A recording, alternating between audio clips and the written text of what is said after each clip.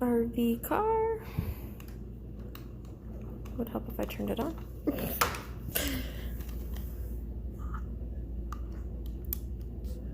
Just click it on. Batteries are inserted.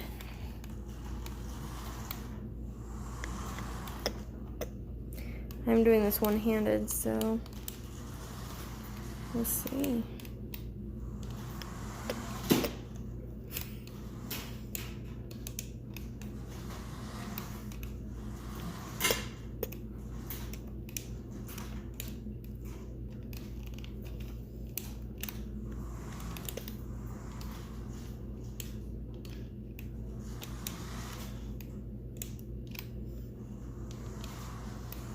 I also have not really ever played with remote control cars. These are for my kids. So it's not a wall climber, it looks like. But probably good for beginners.